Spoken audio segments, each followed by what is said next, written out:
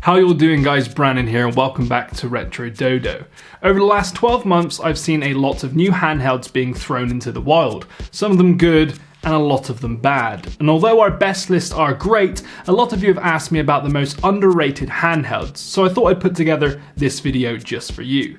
And to help with my handheld addiction, it's no surprise that I've had to get a sponsor for this video. So let's take a quick look at that before we jump into the top 5. Raid Shadow Legends is a realistic fantasy RPG game available for free on iOS, Android and PC. It's a turn-based game with stunning graphics and the ability to explore a new world with hundreds of unique champions. Here's a quick dive into the first faction you will meet, the Bannerlords. The Bannerlords are basically medieval knights with a massive kingdom in the west of Teleria. The lands of the Bannerlords were taken from the non-humans by force and kept through centuries of persecution with the help of the Sacred Order. Now, with the Bannerlords weakened by the wars of their king, the time may be at hand for their races to right an ancient wrong by whatever means necessary. A peek at some of the new champions shows you just how bloody awesome they look. And just take a look at this one, the Archmage. It looks like some kind of buff Gandalf. Once I jumped in, it reminded me of the old school Final Fantasy games with the turn-based gameplay and impressive movesets. They also have a bunch of upcoming scheduled summer events to spice things up a bit, so you always have something new to explore. For example, they have new tournaments and these things called fusion events which allow you to unlock legendary champions. If you want to get a huge head start in Raid, all you have to do is hit the link in the description box below or scan the QR code on your screen. New players will get 1 epic hero, 200,000 silver, an XP boost, an energy refill, and the 1 ancient shard so you can summon an awesome champion as soon as you get in game.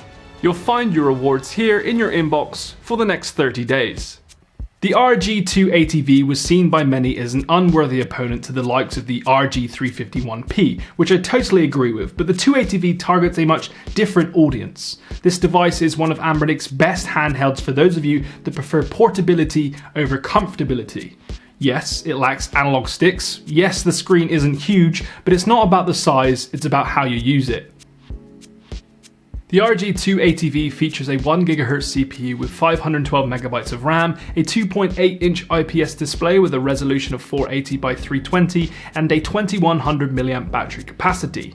The 512MB of RAM is a lifesaver because this gives it the ability to play most of your retro consoles up to and including PlayStation 1. The screen looks great playing retro games due to its aspect ratio, the shoulder buttons are perfectly placed, and the build quality is superb, allowing you to play for up to 5 hours on a single charge. At only $80, this is a pocket-friendly handheld that will last you for years to come. Many gamers skip this one, but I find myself coming back to it when on short journeys or want something semi-powerful to chuck in my back pocket. It's one of Anbernic's most underrated handhelds for sure. No, this is not a Game Boy Advance SP. This is China's attempt at replicating it, and while doing so, they accidentally made one of the most underrated, affordable handhelds out there. This is the Powkiddy V90, a handheld emulator that costs just $30 and it can play your Game Boy games, SNES, NES, Famicom, Mega Drive, Neo Geo, WonderSwan, and a ton more. It's not the most powerful of handhelds on the market, but what do you expect from a handheld of this price range? The clamshell design is the first of its kind in the Chinese retro handheld market, and it was welcomed with open arms. The 3-inch screen is large enough for comfortable portable play. The buttons are okay, soft to touch and responsive, which is all you need, and the 4 shoulder buttons are well positioned for all sized hands. This is the perfect handheld for newcomers in the scene who don't want to spend too much on one handheld. And if you have children in the family, this is the go-to handheld to get them interested without spending a pretty penny. Yes, it feels low quality, but that's because of the price tag. But the OS is easy to understand, ROMs come pre-installed, and it's incredibly portable due to the Game Boy Advance SP aesthetic. All round, it's one that we think everyone should snag for their collection. The only real downfall is that it doesn't play PS1 games and it has the odd screen tearing issue in some fast-paced games. If you should grab any on this list, we advise going for the Powkiddy V90. It will impress you, I'm pretty sure. The word PocketGo has been around for many years. It started off as a cheap, affordable retro gaming handheld for just $30, but the name has now evolved into one of the best retro handhelds under $60. There's a few reasons why.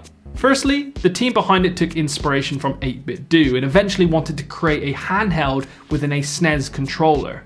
After many months of designing, they birthed the PocketGo S30, a mighty handheld with a tiny price tag. It features a quad-core 1.2 GHz CPU, 512 MB of RAM, a large 3.5-inch IPS display, and a 26 mAh battery. All of that for just $60. This handheld can emulate everything up to and including PlayStation 1 very smoothly, and whenever anyone asks for the most affordable PS1 handheld on the market, I point them to this, and it never disappoints. It's just an overall powerhouse with an easy-to-use operating system. At this moment in time, this is one of the best affordable retro handhelds on the market, and we respect any handheld that prices itself so competitively. You probably weren't expecting to see this little fella on our list, but over the last few months, we've fallen in love with it. It's called the Funkey S, and it's the world's smallest foldable handheld, priced at just $70. It's not the cheapest out there, nor is it the most comfortable, but what it lacks in comfortability, it makes up for in cuteness.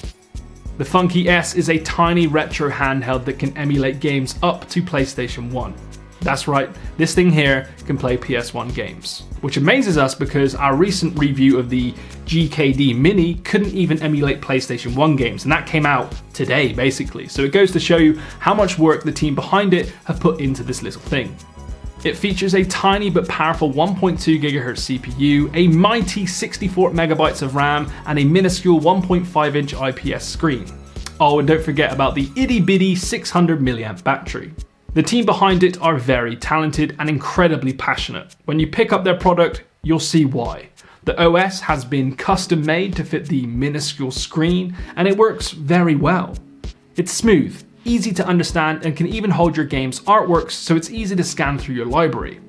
The buttons are very small, so you won't find yourself playing on it for long periods of time, but it's a lifesaver when you have this in your bag or attached to your keyring for when you're waiting for your partner to get out of that shop you hate. The community behind it are also incredibly passionate. So passionate, in fact, that one of them has actually managed to get Super Mario 64 running on this device flawlessly. It's impressive to see such a small handheld pack such a mighty punch, especially when you play large 3D PlayStation 1 games. This is for those of you that want something different in your collection.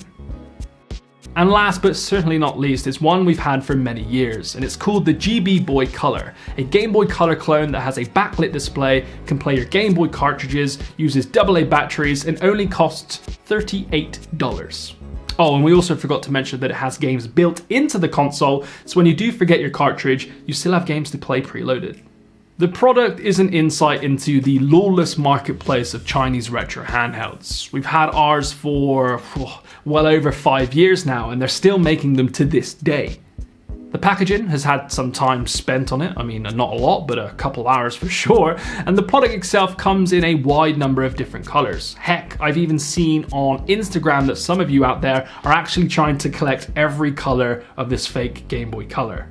Color. Simply slide in the cartridge and crack up this switch and you'll be greeted with a Tesco value version of the Game Boy Color. It's not perfect, but it is backlit and feels like the real deal. It lasts for hours on end and it emulates the cartridge near perfectly. This is one of those products that you think you're going to hate, but as you buy it as like some kind of gag gift for your friend, you end up keeping it. The build quality is definitely below average, but the price is low enough to take a risk and pull the trigger on because, you know, these Game Boy Colors nowadays, especially modded ones or even ones in CEX, are so damn expensive. So for those of you wanting to experience your old cartridges, this is a pretty good way to go for, and it's definitely cheap. So there you have it, a look at the most underrated handhelds of 2021. There's a lot more coming out before the end of the year, so if you want to see the latest reviews, be sure to hit that subscribe button. Thanks for watching, and as per usual, I hope to see you in the next one. Peace.